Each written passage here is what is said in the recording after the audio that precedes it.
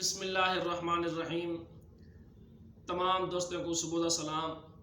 असां करते पे नाश्ते के विच सडे पराठे अंडा है और दही है, चावल है, चटनी है और चाय है।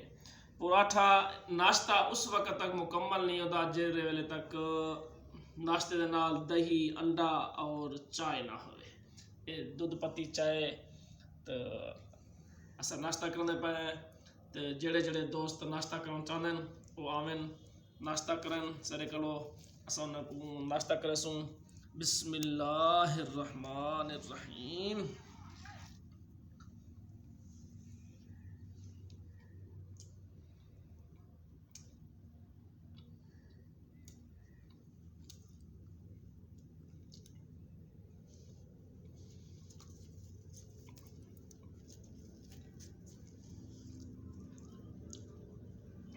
उन तो दही नाल करके दिखाऊँ।